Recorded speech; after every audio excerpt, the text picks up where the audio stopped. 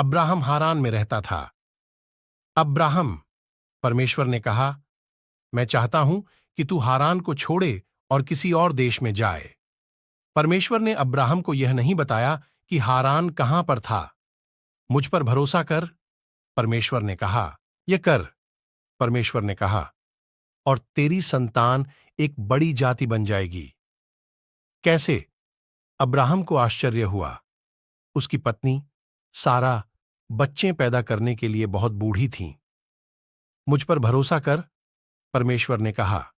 जहां मैं कहता हूं वहां जा, परमेश्वर ने कहा, और तेरी संतान जितने आकाश में तारे हैं उससे ज्यादा होगी। वह पूरे संसार के लिए आशीष होंगे। मुझ पर भरोसा कर। अब्राहम ने परमेश्वर पर भरोसा किया। उसने सारा, उसके भतीजे, लूत और सब कुछ जो उसका था उसे लिया। वह वहां गया जहां परमेश्वर ने उसे जाने के लिए कहा था। वह कनान के देश में गया। वहां पहुंचकर अब्राहम ने शकेम में डेरा लगाया। परमेश्वर उसको प्रकट हुआ।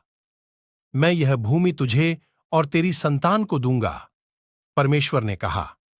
अब्राहम ने परमेश्वर के लिए वहां एक वेदी बनाई। अब्राहम ने परमेश्वर की वादा की हुई भूमि पर यात्रा की।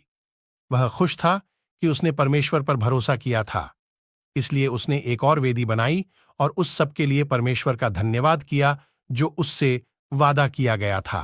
पृथ्वी लोगों से भर गई थी, पर उन्होंने इतना ज्यादा पाप किया कि परमेश्वर को दुख हुआ कि उसने उन्हें बनाया था।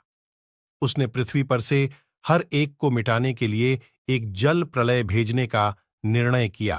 यहां पर नूह नाम का एक मनुष्य था जो अन्य लोगों के समान नहीं था। नूह ने परमेश्वर से प्रेम किया और उसके आज्ञा का पालन किया। परमेश्वर ने नूह और उसके परिवार को जल प्रलय से बचाने का निर्णय किया।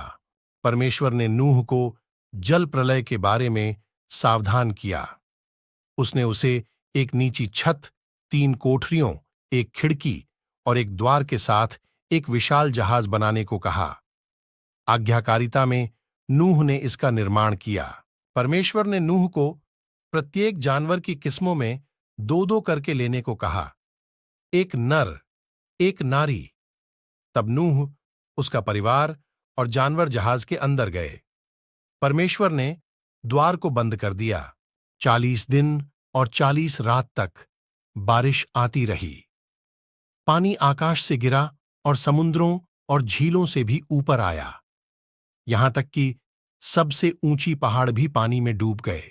इन सब के दौरान नूह, उसका परिवार और सभी जानवर बाढ़ के जल के ऊपर तैरते जहाज में सुरक्षित थे। परमेश्वर एक पल के लिए भी नूह को भूला नहीं था। परमेश्वर ने हवा चलाई, पानी सूखने लगा, जहाज अरारात पहाड़ पर ठहर गया। नूह ने एक कबूतरी को भेजा। जब वो वापस नहीं आई तो वो जान गया कि अब सब सुरक्षित थे। जब पृथ्वी सूख गई, परमेश्वर ने उन्हें बाहर आने के लिए कहा।